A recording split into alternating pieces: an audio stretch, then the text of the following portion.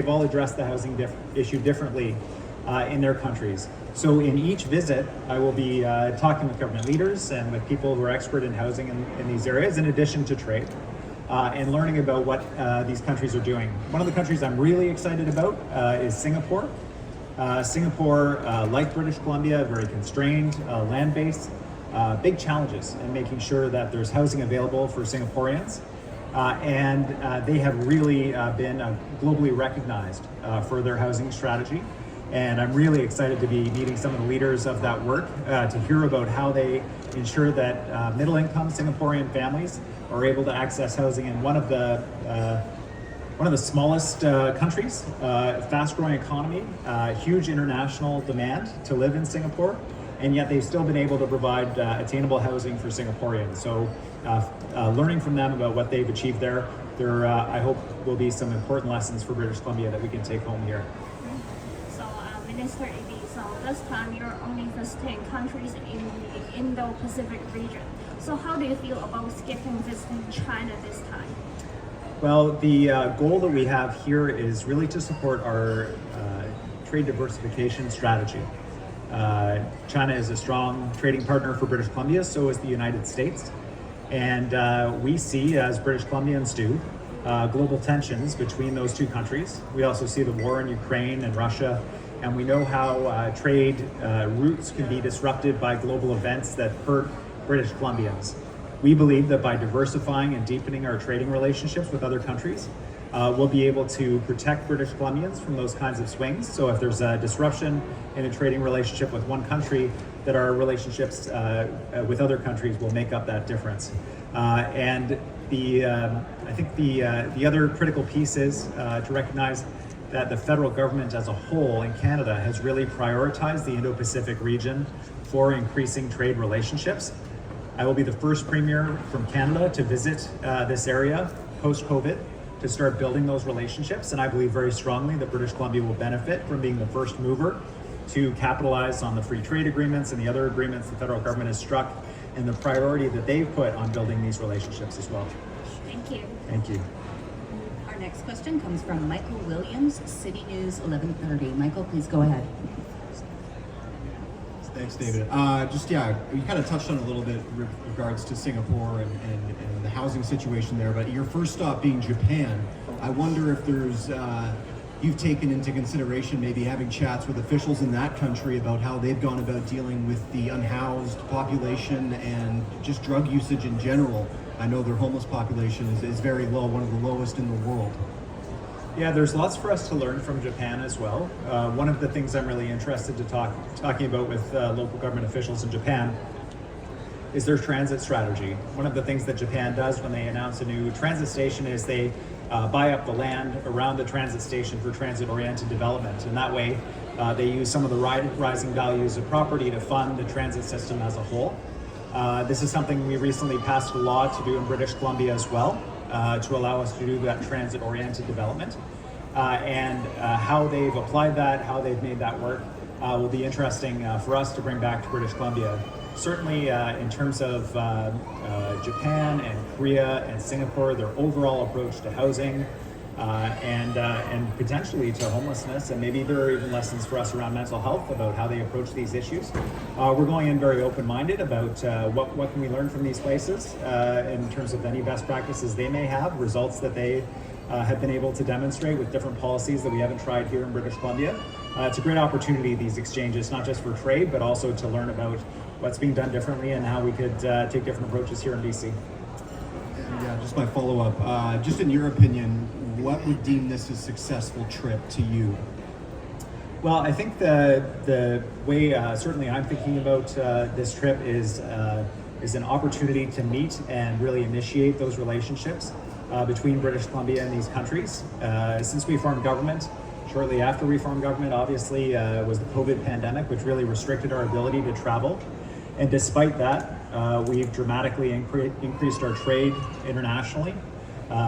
Just in the last year, our trade is up 20%. We've almost doubled global trade since we formed government. And by building personal relationships, I think we can take that to the next level, and particularly in relation to clean energy. You know, these are countries that are looking around the world for energy supplies. British Columbia is a clean energy superpower. We are the home of a hydrogen cluster thanks to Ballard Power in Burnaby. We believe that we're a great site for co-investment and co-development of hydrogen that will support the Asia Pacific, and that will be a key agenda item. So advancing the hydrogen discussion, introducing myself, being the first mover as British Columbia, provinces in Canada, these are all pieces that I hope will result in long-term results, deepening these relationships with these countries.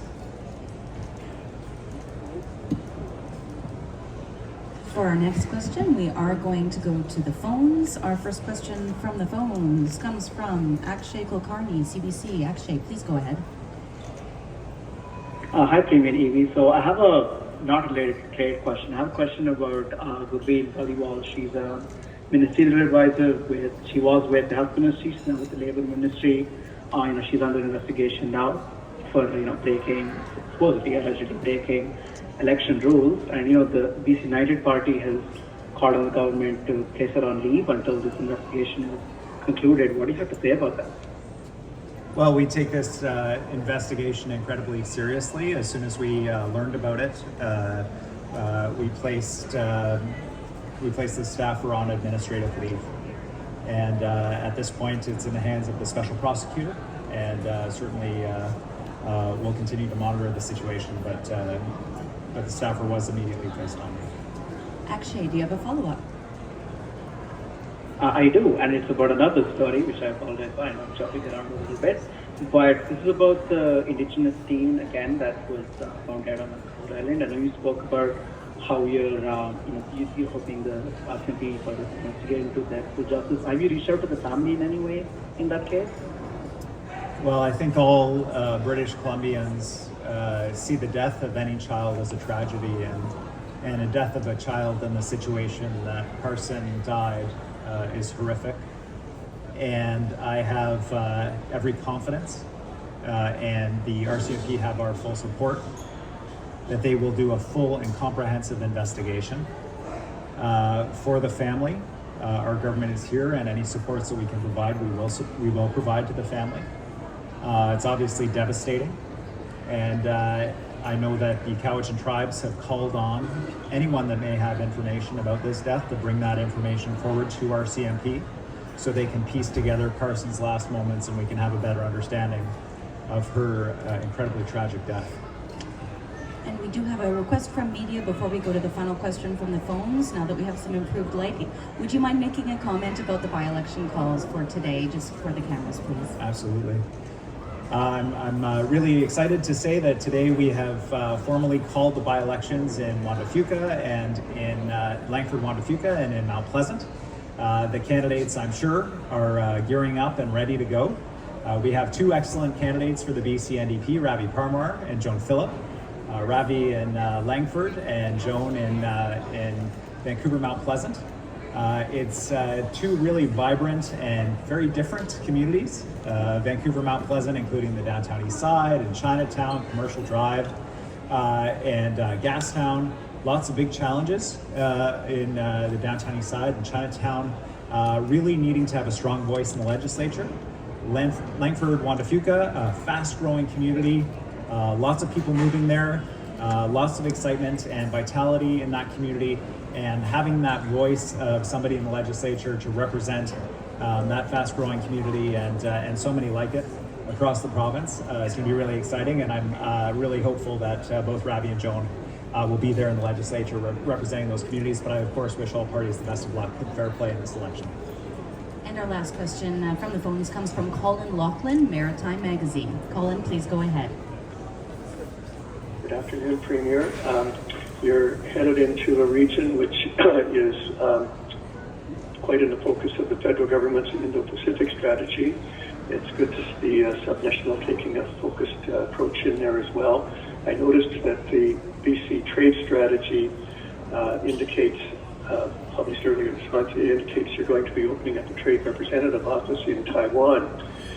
Given Taiwan's application to the Comprehensive and Progressive Trans-Pacific Partnership, is this a signal that you would be supporting Taiwan's application to enter that trade agreement? Well, as a government, our approach generally is trade diversification, and we're really excited about the opportunity to deepen our relationships in the Asia-Pacific region. And we are absolutely looking to leverage the federal government's work on the Asia-Pacific strategy, and in fact, to be first mover to take advantage of that. You know, we've got Minister Brar right now in Vietnam, opening one of our trade and investment offices there. We have opened a trade and investment office in Taiwan. In terms of free trade agreements, we do leave it to the federal government, those negotiations between various countries and entities to make sure that that Canada's interests are represented. But as a subnational government, when those deals are struck, which include the Trans-Pacific Partnership or the free trade agreement with Korea, making sure that British Columbians are benefiting from that, making sure that our agriculture industry, for example, is able to export to Korea. I understand that sweet cherries are a huge export for us there. Making sure that we're taking full advantage of these trade agreements, we're building up those trade relationships is my focus and where we're going to continue to focus our work. And Colin, do you have a follow-up? So, yes, follow up quickly, Premier. Thanks for that response. But Canada Indo-Pacific strategy does recognize that China is an increasingly disruptive force in global affairs. And given the tensions between Taiwan and China right now, are you in any way concerned that opening up the office in Taiwan at this time is going to exacerbate problems with China? Well, I certainly have concerns, as do British Columbians, about what feels like an increasingly fraught global atmosphere around trade, around openness. When we look at the war between Russia and Ukraine and the implications that that has had on global trade patterns, when we look at tensions between China and the United States and China and Taiwan, certainly those are front of mind for many British Columbians. But we also know that natural disasters, as well as pandemics, can rapidly shift trade flows.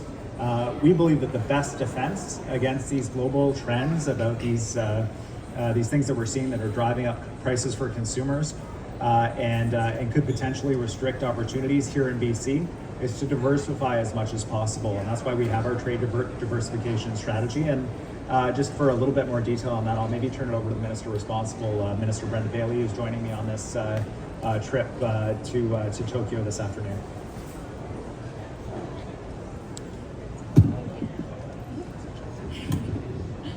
Thank you very much, Premier. I would share with you that our trade diversification strategy was quite an elaborate process for how we went about identifying new trade partners. We have strong relationships with many trade partners already, but we did want to enhance the opportunities for British Columbia companies for their export strategy. And what I understand is perhaps 50 countries, somewhere in that range, were evaluated on a number of different criteria. And we ended up selecting 3 countries that met our criteria about the type of quantities and qualities